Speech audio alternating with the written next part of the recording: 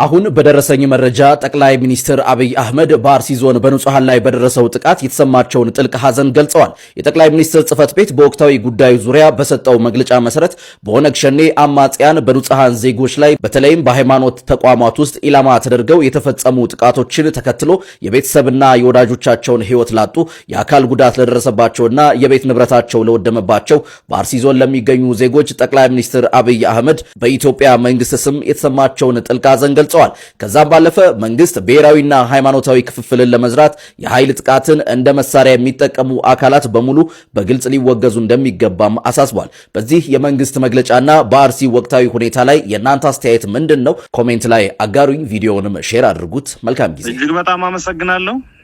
የተከበራችሁ የዚህ ውይይት ተሳታፊዎችና ተከታታዮች፣ ክቡራን የማህበራት ተወካዮች፣ የተወደዳችሁ የመገናኛ ብዙሃን ሙያተኞችና ድርጅቶች፣ ውድ የድርጅታችን አፋብኃ አመራሮችና የሰራዊታችን አባላት፣ ሁላችሁም በመላው ዓለም ያላችሁ አማራዎችና የአማራ ወዳጆች በቅድሚያ የአክብሮት ሰላምታ ይድረሳችሁ።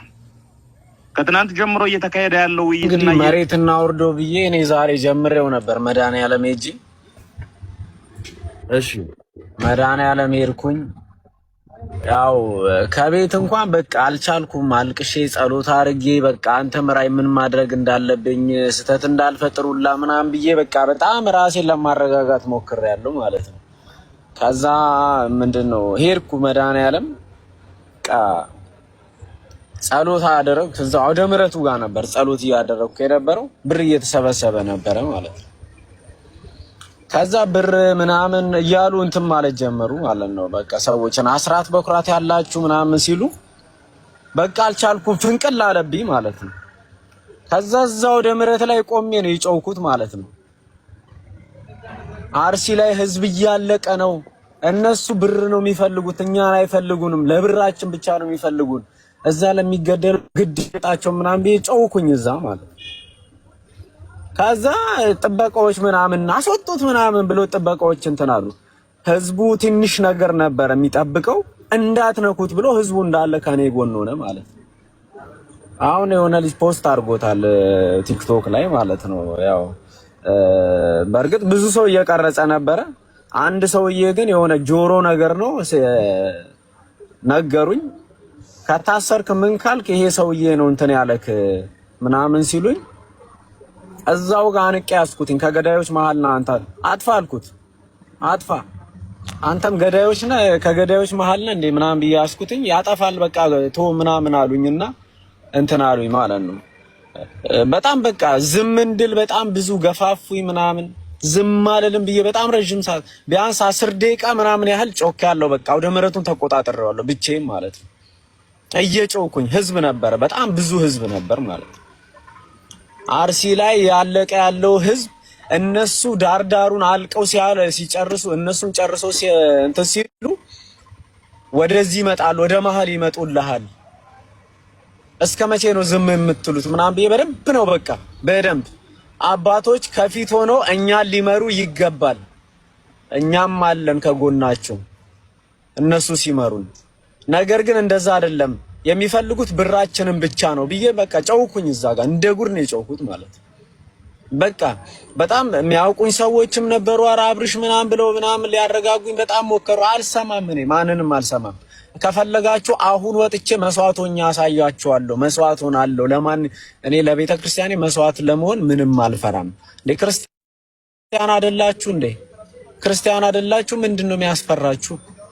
ወደ አምላካችን እኮ ነው የምንሄደው አልኩኝ። ቪዲዮ ተለቋል። የሆነ ልጅ ማነው ዞላ የሚባል ልጅ ነው የለቀቀው። አሁን በቴሌግራም ነው የላኩልኝ ራሱ ማለት ነው። እኔ ብቻዬን ስለሄድኩኝ በእኔ ስልክ ማንም የቀረጸኝ የለም። እኔ ዝም ብዬ ብቻዬን ነው ሄጄ እንትን ያልኩት ማለት ነው። ነገር ግን አሉ ያው ብዙ ሰዎች እየቀረጹ ስለነበረ መልቀቃ አንድ ሰው ለቋል። ሌሎችም መልቀቃቸው አይቀርም። ያው ግን አንዳንድ ሰዎች ደውለው ቢያጠፉልክ ምናምን እያሉኝ ነው። ባያጠፉት ነው ምለው ደግሞ ማለት ነው። ምንም አይመጣም። ምናልባት ሊያስሩኝ ይችላሉ፣ ከዛ ቢያልፍ ሊገሉኝ ይችላሉ። ምክንያቱም እዛ ጋርም እያለቀ ያለው የኔ ወገን ስለሆነ ማለት ነው። የኔ ወገን ነው እያለቀ ያለው። ምንድነው አሁን የተቸገርነው? ፍራቻ አለ ውስጣችን ማለት ነው። ሊሆነ ነገር ከተናገር በቃ ወይ ልንታሰር እንችላለን፣ እንዲህ ልንሆን እንችላለን። እንዴ ለምን አይገሉህም? ቤተክርስቲያን ስትኖር እኮ ነው አንተ የምትኖረው። ቤተክርስቲያን ከሌለች እኮ አንተ ምንም እንዴ። እኛ በክርስቶስ እኮ ክርስቶስ ምናችን አካላችን፣ እኛ ደግሞ በሱ ላይ ያለ ምንድነው ብልቶች ነን። አንድ አካል ላይ ያለ ብልት አንዱ ሲቆረጥ አንዱን ያሟል። ጣቴ ሲቆረጥ እኮ መላ ሰውነቴን ያመኛል። ስለዚህ ከኔ አካል ላይ የተቆረጠ እንዳለ ነው ማሰብ ያለብኝ እንጂ በቃ እኔ ቤት ስላልመጣ ብቻ እስርና ወይ የሆነ ነገር ተፈርቶ ሁሉም ሰው ዝም ሚዲያ ላይ ይጮሃል፣ ጀግና ነው ምናምን በቃ ይባላል። መሬት እንውረድ በቃ። እኔም እዛም ራሱ ያልኩት ሚዲያ ማትጠቀሙ ሰዎች ትኖራላችሁ፣ እዚህ ላይ ሚዲያ ማትጠቀሙ ሰዎች ትኖራላችሁ። አገሪቷ ላይ ምን እየተደረገ እንዳለ ምናምን ላታውቁ ትችላላችሁ። በእርግጥ የተሰወረ ነገር የለም። አሁን ግን ወቁት፣ ህዝባችሁ ወገናችሁ እያለቀ ነው፣ በየሜዳው እያለቀ ነው፣ ክርስቲያኑ እየተገደለ ነው ብዬ ነው የጮህኩት ማለት ነው። ስለዚህ ሁላችሁም ልታውቁ ልትዘጋጁ ይገባል። ከዛ ምን አደረጉ? ከ30 ደቂቃ በላይ እኔ ና በቃ ልሸኝ ብሎ አንዱ ይዞኝ ሊወጣ አልወጣም ብዬ ከኋላ ሂጄ ቁጭ አልኩኝ እዛ ከቤተክርስቲያኑ ጀርባ። ከ30 ደቂቃ በላይ እኔ ያደረኩትን ነገር ለማስተባበል የሆነ በቃ መድረክ ይዘው በማይክራፎን ማለት ነው። እንደዚህ አይደለም እንደዛ አይደለም ምን ታደርገዋለህ? ነገር ግን እግዚአብሔር ይመስገን አንድ ስቴፕ የሄድኩ ይመስለኛል፣ ያስጀመርኩም ይመስለኛል። አሁን ሰዎች ይሄንን አይተው በየአጥቢያው ሁሉም ሰው መነሳት አለበት ነው የምለው እኔ። ምናልባት የሆነች ነገር በውስጥም ተነጋግረን ማድረግ ካለብን እናደርገዋለን እንጂ ይሄ ዝም ብሎ ሚዲያ ላይ ጮሆ አደራጁን እንዲያርጉን። ራስን አደራጅ መጀመሪያ አባቴ፣ በራስ ቁረጥ፣ ወስን፣ ራስ ላይ ወስን። ያኔ ማለት ነው ልክ አንተ ስትወስን ምንም ማደራጀት ራሱ አይጠበቅም። ሁሉም በራሱ ሲወስን ማንንም አይፈራም። በቃ ትንሽ ነገር ነው የሚጠብቀው፣ ወጥቶ ራሱን ያስከብራል ማለት ነው በቃ እንጂ አደራጁ ማን ነው የሚያደራጅ? ራሱ ወስን በቃ። ሊጥል የመጣውን ጣለው። የምን መፍራት ነው ከእንግዲህ በኋላ? እኔ መንበቅበቅ ምናምን የሚባለው ነገር ነው እኔ ማይታየኝ ማለት ነውና በቃ መሬት ላይ መውረድ አለበት። አሳያችኋለሁ። አርሲ ኦርቶዶክሳውያን ጉዳይ ዛሬ የኢትዮጵያ ኦርቶዶክስ ተዋሕዶ ቤተክርስቲያን ቅዱስ ሲኖዶስ ጥሩ እርምጃን ወስዷል። ይሄ መረጃ ለብዙዎች ይደርሰን ኮፒ ሊንክና ሼር አድርጉት። ዛሬ ማለትም በአርብ ግንቦት 28 በተደረገው የቋሚ ሲኖዶስ ስብሰባ 9 አባላት ያሉት የብፁዓን አባቶች ኮሚቴ ተቋቁሞ በቅርቡ ለተለያዩ መንፈሳዊና አስተዳደራዊ መፍትሄዎች ወደ አርሲ ኦርቶዶክሳውያን ምዕመናን እንደሚያቀኑን የተነገረው። ከትላንት ጀምሮ ብፁዓን አባቶች የተመራ የልዑካን ቡድን ከመንግስት ባለስልጣናት ጋር ሰፊና ጥልቀት ያለው ውይይት መደረጉ የተገለጸ ሲሆን ዛሬ ማለትም አርብ በቋሚ ሲኖዶስ ልዩ ውሳኔዎች ተላልፈዋል። ከዚህም ጋር ተያይዞ የቅዱስ ሲኖዶስ ዋና ጸሐፊ የሆኑት ብፁዕ አቡነ ዲዮስቆሮስን ጨምሮ ብፁዕ አቡነ ጎርጎሮስ፣ ብፁዕ አቡነ ሕርያቆስ፣ ብፁዕ አቡነ ሳዊሮስ፣ ብፁዕ አቡነ ገብርኤል፣ ብፁዕ አቡነ ፊልጶስ፣ ብፁዕ አቡነ ኤልሳ የተካተቱበት ኮሚቴ ስለመቋቋሙን የተሰማው። ለዚህም ኦርቶዶክሳውያን የተሻለ ድምፅ ማሰማታችን ዋጋ እንዳገኘ የሚያሳዩ ምልክቶች ቢኖሩም አሁንም ለመፍትሄው እስከ መጨረሻው ድረስ ድምፃችንን ከአባቶቻችን ጎን ሆነን ልናሰማ ይገባል። 3 ነገሮችን አስቦ ነው የአርሲ ጭፍጨፋን ያካሄደው። 3 ነገሮች አሉ። አንደኛ የምርጫ ሽንፈቱን የመሸፈኛ አጀንዳ ያስፈልጓል። አብይ በፕሮፓጋንዳ ነው ኢትዮጵያን የሚመራ። የምርጫ ሽንፈት ነው ወይስ የምርጫ ቅሌት እንበለው? ምርጫ አልተካሄደማ፣ አሸናፊም ተሸናፊም የለም እንበል። ግልጽ ነው፣ የቋንቋ ጉዳይ ነው። የምርጫ ቅሌት እንበለው፣ የምርጫ ውርደት እንበለው፣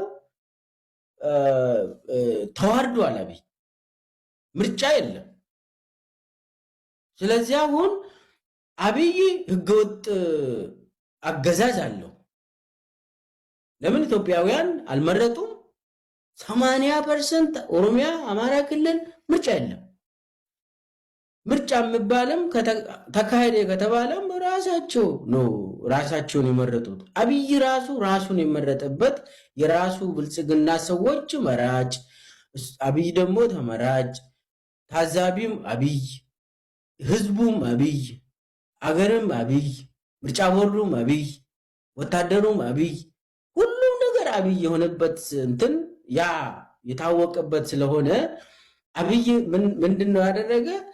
ያንን ሽንፈቱን ውርደቱን አጀንዳውን ማስቀየር አለበት። ሙሉ በሙሉ ሽፍት ማድረግ አለበት። ያ ደግሞ እንዴት ነው የሚሆነው? ሾክ ዶክትሪን የሚባል ነገር አለ። አብይ ኢትዮጵያን የሚገዛው በዚህ ዶክትሪን ነው። ሁልጊዜ ሾክ ያደርገዋል። አስደንጋጭ የሆነ ነገር ያመጣና ሰው እያለቀሰ እሱ ስራውን ይሰራል። ሰው ማስለቀስ አለበት። አብይ ሁልጊዜ የራሱን ፖሊሲ የራሱን ቀጣይ እቅድ ለመስራት ለመፈጸም እዚህ ጋር አጀንዳ ፈጥሮ እኛ የት ነው የምንሄደው? ለቅሶ ነው የምንሄደው። አብይስ የት ነው የሚሄደው? ቤተ መንግስት ውስጥ ስራውን ይቀጥላል። አንድ ሰው እያለቀሰ እኛ ዜጎች ስለሆን ሰው ሲሞት አጀንዳ ታደርጋለህ። ሰው ስለሆን እኛ አብይና የእሱ አገዛዝ ግን ሰው ስላልሆኑ ብልጽግና ሜንታሊቲ ስላላቸው ሰው ሲያልቅ ሲጨፈጨፍ ራሳቸውን ጨፍጫፊ ስለሆኑ አጀንዳ አደርጉት። ስለዚህ አጀንዳ ሰጡን ለኛ። አሁን ስለ ምርጫ ተተን ለምን ምርጫው ኢትዮጵያውያንን አንድ ያደረገ ምርጫ የለም ብሎ ሁሉም አካባቢ አንድ ላይ ሆኖ ነው ይህንን የውሸት ምርጫ መካሄድ የለበትም ብሎ በተለይ ደግሞ ፋኖና የኦሮሞ ነጻነት ሰራዊት መግለጫ ወጡ። አፈጻጸሙንም በትክክል መሬት ላይ እንትን አደረጉ። ያ አብይን አስደንግጧል። እንዴት የኦሮሞ ነጻነት ሰራዊትና ፋኖ አብሮ ተመሳሳይ የሆነ ነገር ፖሊሲ ይፈጽማሉ ብሎ ይደነግጣል አብይ። ስለዚህ ምን ማድረግ አለበት? ይህንን አጀንዳውን ዳይቨርት ማድረግ አለበት። አንዱ